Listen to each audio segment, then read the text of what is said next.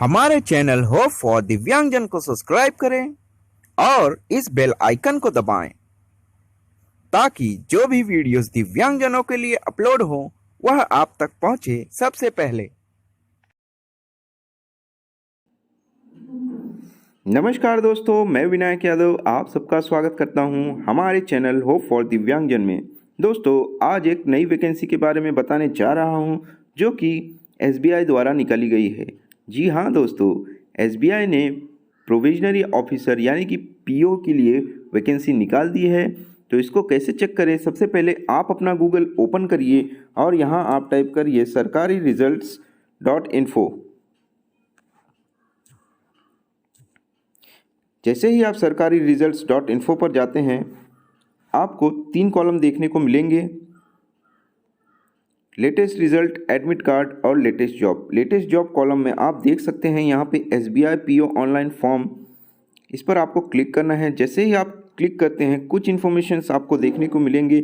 चलिए हम देख लेते हैं इसकी एप्लीकेशन फ़ीस के बारे में।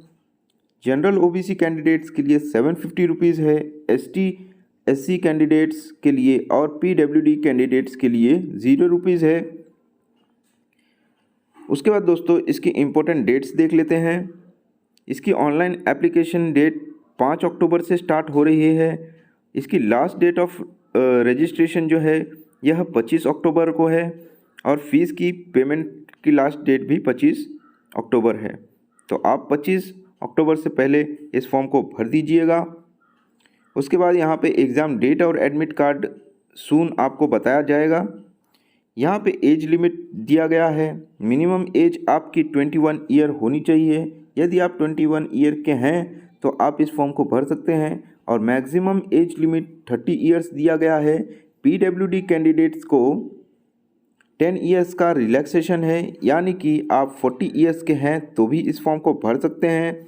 यदि आप पीडब्ल्यूडी जनरल कैटेगरी के हैं तो आप 40 ईयर्स तक भर सकते हैं। यदि आप पीडब्ल्यूडी प्लस ओबीसी हैं तो आप 43 यानी कि 3 ईयर्स का रिलैक्सेशन और है। 13 ईयर्स यानी कि 43 ईयर्स तक हैं तो आप इस फॉर्म को भर सकते हैं। यदि आप पीडब्ल्यूडी प्लस SC और ST कैंडिडेट्स के अंदर आते हैं तो आपको 15 ईयर्स का रिलैक्सेशन दिया जाता है, यानी कि आप 45 ईयर्स तक के हैं SC और ST कैंडिडेट्स प्लस पीडब्ल्यूडी तो आप 45 ईयर्स तक के हैं तो इस फॉर्म को भर सकते हैं। उसके बाद दोस्तों यहाँ पर एलिजिबिलिटी क्राइटेरिया दिया गया है। एलिजिबिलिटी क्राइटेरिया में आपको ग्रेजुएशन होना ज़रूरी है। यदि आप ग्रेजुएट हैं तो आप इस फॉर्म को भर सकते हैं। उसके बाद यहाँ पर टोटल नंबर ऑफ़ वैकेंसीज दी गई है। यहाँ पे सभी कैटेगरी के लिए दिया गया है, बट पीडब्ल्यूडी कैटेगरी के लिए अंदर नोटिफिकेशन के अंदर दिया गया है। उसको मैं अभी आप सबको डिटेल में बताऊंगा, तो भी मैं आपको टोटल वैकेंसीज बता देता हूँ। पीडब्ल्यूडी कैटेगरी के लिए दोस्तों टोटल वैकेंसीज हैं 126 वैकेंसीज हैं, सभी कैटेगरी मिला के, चारों कैटेगरी मिला के। और वैसे 4% रिजर्वेशन दिया गया है, यानी कि 2000 वैकेंसीज़ का 4% 80 वैकेंसीज़ पीडब्ल्यूडी कैटेगरी के लिए है और बैकलॉग वैकेंसीज़ भी कुछ कैटेगरी के लिए है। तो टोटल मिला के 126 वैकेंसीज़ पीडब्ल्यूडी कैटेगरी के लिए दिया गया है। दोस्तों नीचे आएंगे तो यहाँ पे आप अप्लाई ऑनलाइन फॉर्म, यहाँ से आप अप्लाई क्लिक करते ही आप एप्लीकेशन फॉर्म पे चले जाएंगे। आप एक एक करके फॉर्म भर सकते हैं। उसके बाद दोस्तों यहाँ पे दिया गया है डाउनलोड नोटिफिकेशन। दोस्तों नोटिफिकेशन डाउनलोड करने के लिए यहाँ पे क्लिक करेंगे। उसके बाद नोटिफिकेशन डाउनलोड होते ही पूरा डिटेल में पढ़ेंगे। तो चलिए दोस्तों, मैं आप सबको ऑफिशियल नोटिफिकेशन में जो भी पीडब्ल्यूडी कैंडिडेट्स के लिए इन्फॉर्मेशन दी गई है वह बताता हूँ।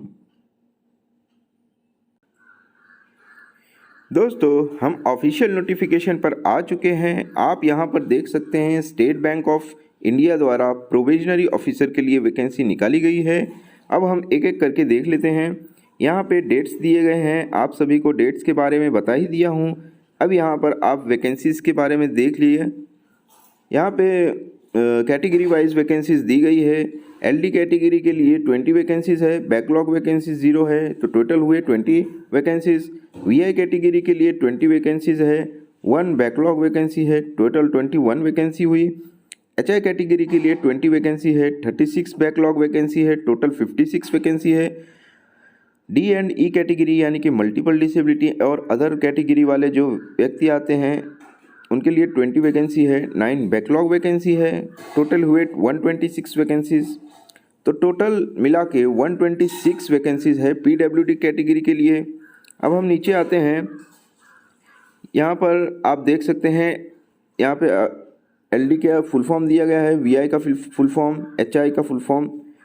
उसके बाद दोस्तों नीचे आएंगे तो यहाँ पे एलिजिबिलिटी क्राइटेरिया दिया गया है, आप ग्रेजुएशन पास होने चाहिए और यदि आप फाइनल ईयर के हैं तभी भी एलिजिबल हैं, बट यहाँ पे कंडीशन दी गई है कि आपको जो पासिंग सर्टिफिकेट है वह 31/12/2021 के पहले आपको वहाँ पब्लिश करना होगा। उसके बाद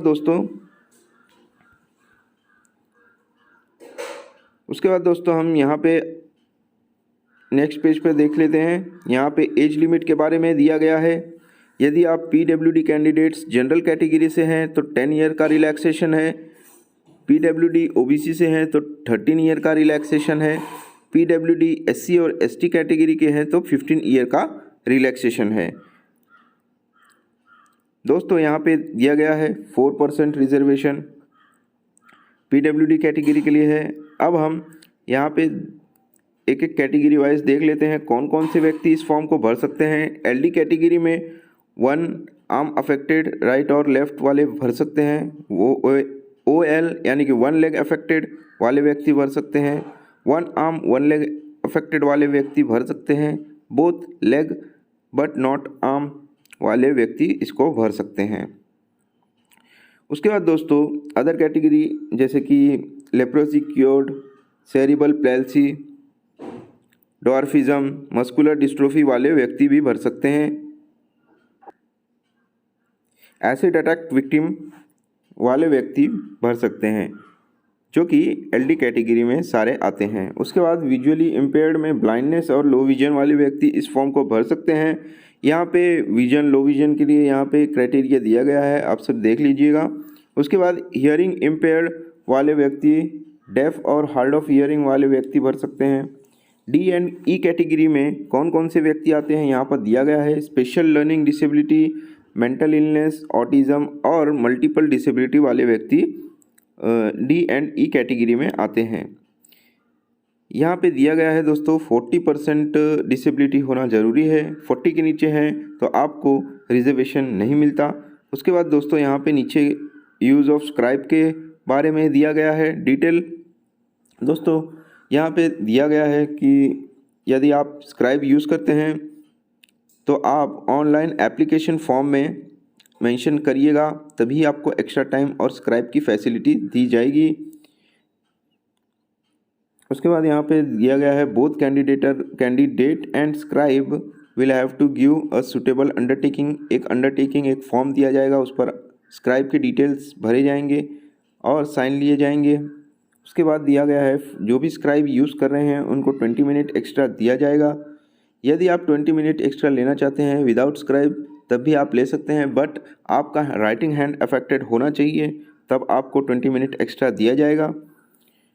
उसके बाद यहाँ पे दिया गया है candidate will have to arrange his or her scribe at her own cost, यानी कि आप अपने स्क्राइब को आप खुद अरेंज करेंगे, एसबीआई द्वारा अरेंज नहीं किया जाएगा। यहाँ पे दिया गया है जो भी कैंडिडेट स्क्राइब के लिए एलिजिबल नहीं है और फिर भी ले जा रहे हैं वह डिस्क्वालीफाई हो सकते हैं। तो ध्यान रहे स्क्राइब आप यूज़ जो भी कर रहे हैं आप एलिजिबल होने चाहिए। उसके बाद दोस्तों यहाँ पे दिया गया है scribe any candidate who is using scribe should ensure his eligibility. यही जो मैं आपको बता रहा था, एलिजिबिलिटी आप हैं या नहीं वह आप देख लीजिएगा, तभी स्क्राइब के लिए अप्लाई करिएगा। उसके बाद यहाँ पे नेक्स्ट पॉइंट दिया गया है if it is found that scribe is solving the paper. यदि स्क्राइब सॉल्व कर रहा है पेपर, आप कुछ नहीं कर रहे हैं, आप सिर्फ बैठे हैं, तो भी आपका कैंडिडेचर आपका कैंसिल कर सकते हैं एसबीआई। यदि बाद में पता चलता है कि आप स्क्राइब का वायलेशन कर रहे हैं, यदि आप स्क्राइब नहीं हैं आप और ले जा रहे हैं तो भी आपको डिस्क्वालीफाई कर दिया जाएगा if you already joint bank. उसके बाद भी आपको डिस्क्वालीफाई कर दिया जा सकता है। उसके बाद दोस्तों यहाँ पे कैटेगरीज दिया गया है, फुल फॉर्म दिया गया है। उसके बाद यहाँ पे दोस्तों सिलेक्शन प्रोसेस दिया गया है।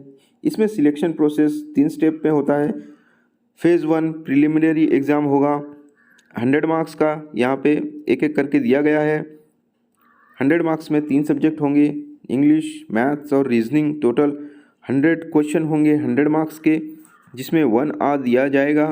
20 मिनट एक्स्ट्रा दिव्यांगजन व्यक्तियों को दिया जाएगा। उसके बाद यदि आप फेज़ 1 क्लियर करते हैं तो आपको फेज़ 2 मेंस एग्जामिनेशन देना है। मेंस एग्जामिनेशन में reasoning, computer aptitude, data interpretation, general awareness, English, total 200 marks question होंगे, 155 क्वेश्चन होंगे। इसके लिए आपको 3 आवर्स दिया जाएगा और PWD कैंडिडेट्स को पर आवर 20 मिनट एक्स्ट्रा दिया जाएगा। उसके बाद दोस्तों यहाँ पे 30 मिनट का आपका डिस्क्रिप्टिव टेस्ट यानी कि इंग्लिश लेटर राइटिंग, एसे, यह सब होगा 50 मार्क्स का। यदि आप फेज़ 2 क्लियर करते हैं उसके बाद फेज़ 3 आता है इंटरव्यू राउंड। इंटरव्यू में आप क्लियर होते हैं तो आपका फाइनल सिलेक्शन होगा।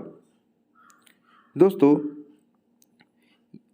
यह सब जानकारी जो भी PWD कैंडिडेट्स के लिए इम्पोर्टेंट थी मैं दे चुका हूँ, और डिटेल में आपको और जानकारी चाहिए तो आप नोटिफिकेशन को डाउनलोड कर लीजिएगा जैसे बताया हूँ, और आप भी इस नोटिफिकेशन को ध्यान से पढ़कर आप इस फॉर्म को फिलअप कर दीजिएगा।